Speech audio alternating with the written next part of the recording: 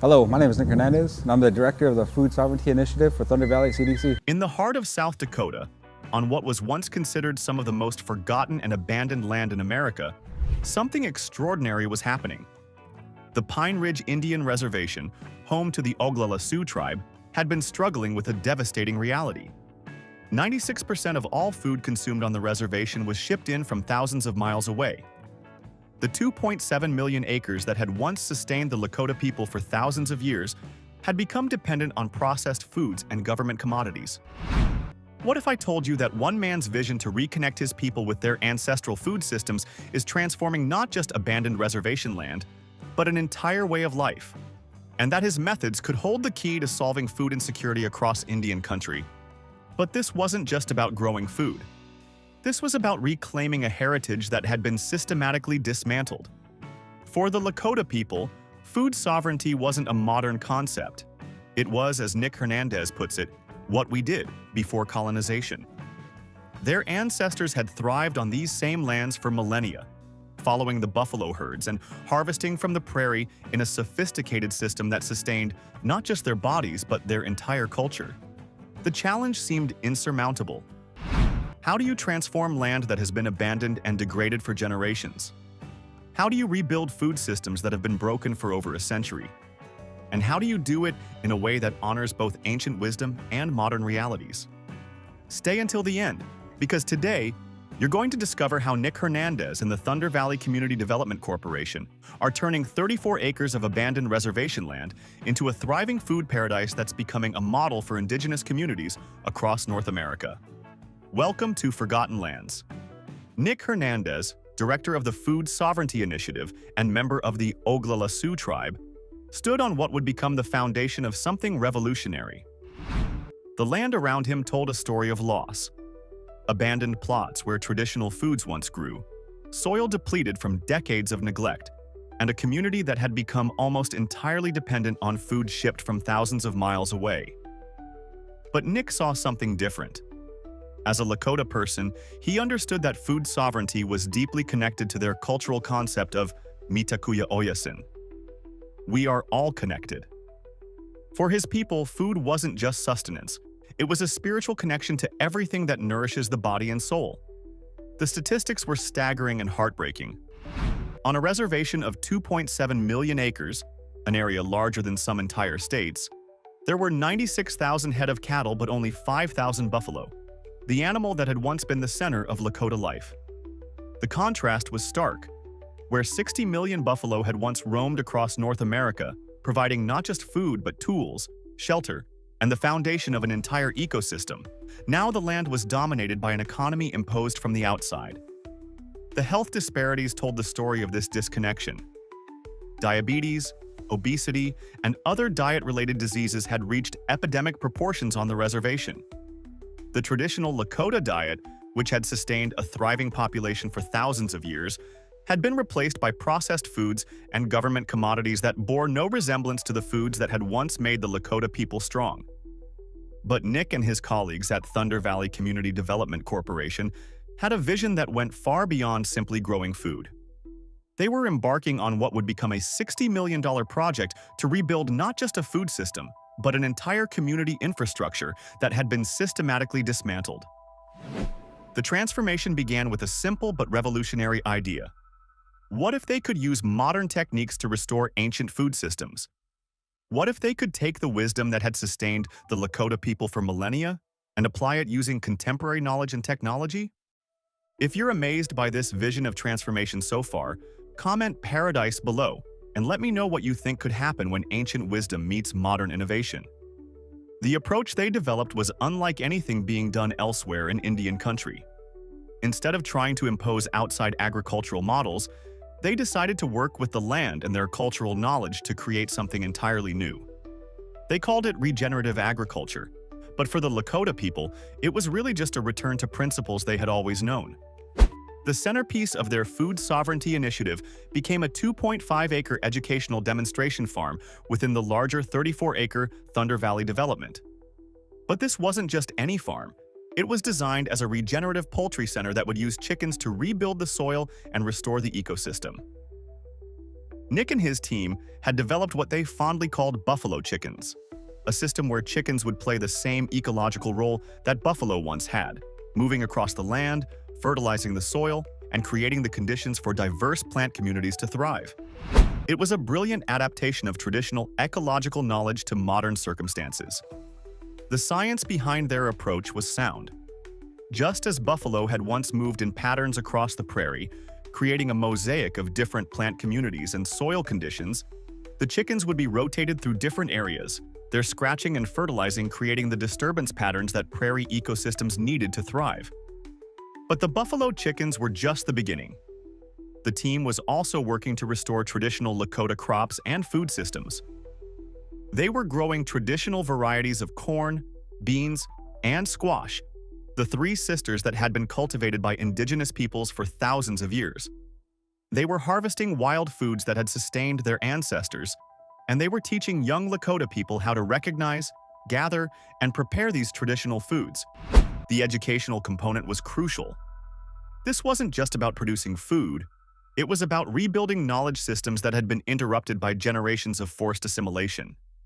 Young Lakota people were learning not just how to grow food, but why these particular foods were important to their culture, how they connected to traditional ceremonies and practices, and how they could be part of rebuilding their community's health and sovereignty. The results were remarkable and measurable. Within just a few years, the demonstration farm was producing significant amounts of food for the community. The soil quality was improving dramatically as the regenerative practices took hold. Wildlife was returning to areas that had been barren for decades. And perhaps most importantly, young Lakota people were reconnecting with food systems that their great-grandparents had known intimately. But the Food Sovereignty Initiative was just one part of a larger transformation happening at Thunder Valley.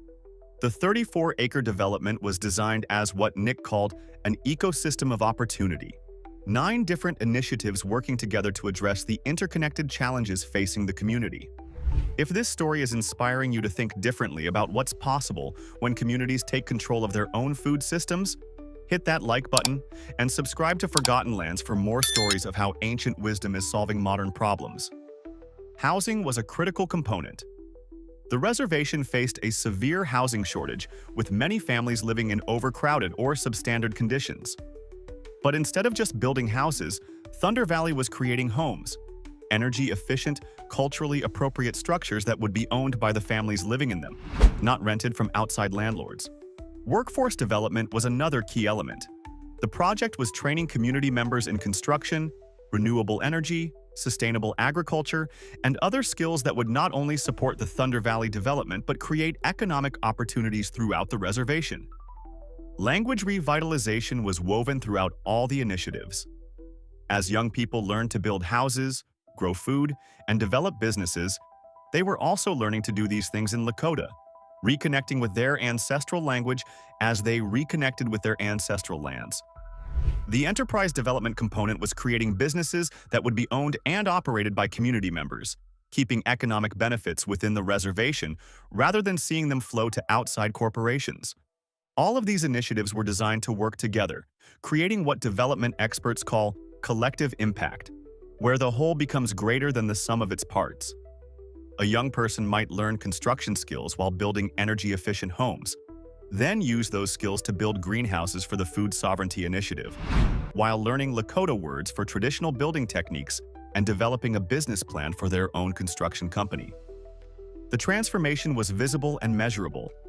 Where once there had been empty land, there were now colorful, energy-efficient homes arranged around community spaces. Where once there had been food deserts, there were now gardens, greenhouses, and demonstration plots showing what was possible. Where once there had been few economic opportunities, there were now training programs, businesses, and pathways to home ownership. But perhaps the most important transformation was less visible, but equally profound.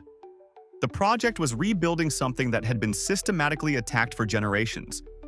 The sense that Lakota people could control their own destiny, that they could create the kind of community they wanted to live in, and that they could do so in ways that honored their ancestors while embracing the future. The success at Thunder Valley was attracting attention from indigenous communities across North America and beyond.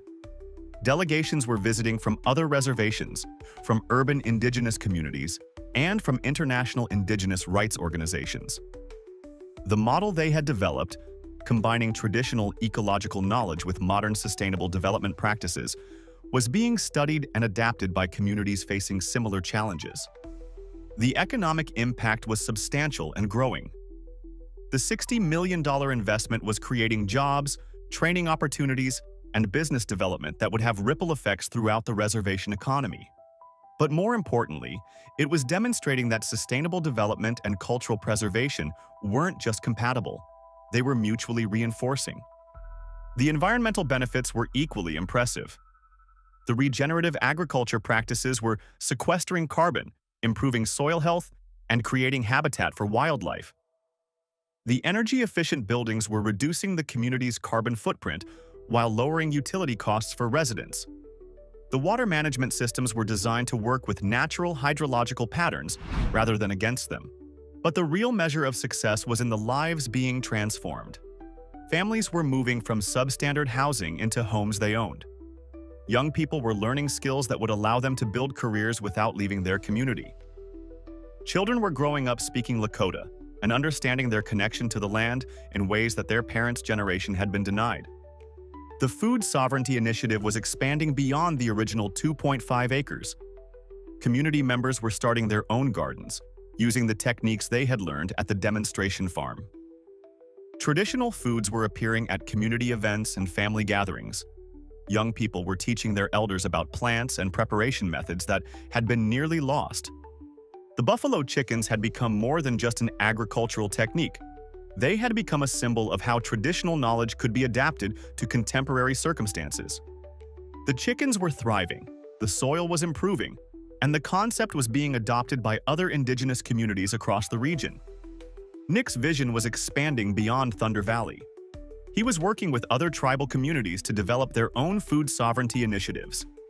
He was speaking at conferences and universities about the connection between food sovereignty and cultural survival.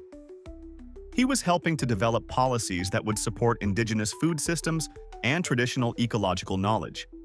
The implications were staggering and continued to grow. Across Indian country, there were millions of acres of land that could potentially be restored using similar approaches.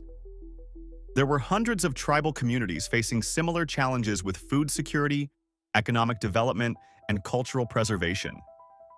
If the Thunder Valley model could be adapted and scaled, it could transform indigenous communities across North America. The timing couldn't be more critical. Climate change was making traditional agricultural regions less reliable, while indigenous communities were often located in areas that would become more suitable for agriculture as weather patterns shifted. The traditional ecological knowledge that indigenous peoples had developed over thousands of years was increasingly recognized as crucial for developing climate-resilient food systems. International attention was growing as well. The United Nations and other international organizations were recognizing indigenous food sovereignty as a crucial component of global food security. The techniques being developed at Thunder Valley and similar projects were being studied as potential solutions for rural development challenges in other parts of the world. But for Nick and his colleagues, the most important measure of success remained local and personal. It was in the children who were growing up knowing where their food came from and how to grow it themselves. It was in the families who were building equity through homeownership while living in energy-efficient, culturally appropriate homes. It was in the young adults who were developing businesses and careers that allowed them to contribute to their community while honoring their heritage. The transformation that began with one man's vision of reconnecting his people with their ancestral food systems had become a comprehensive model for community development that was attracting attention from around the world. It was proof that the most challenging problems often required solutions that honored both ancient wisdom and contemporary innovation. Nick Hernandez's work on the Pine Ridge Reservation wasn't just about turning abandoned land into a food paradise.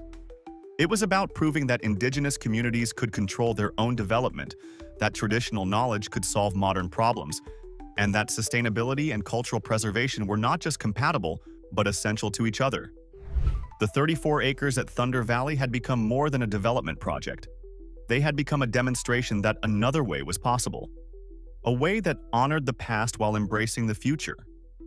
A way that created prosperity while protecting the environment.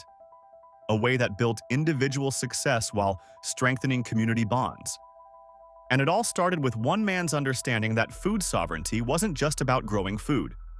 It was about growing a future where his people could thrive on their own terms, in their own way, on their own land.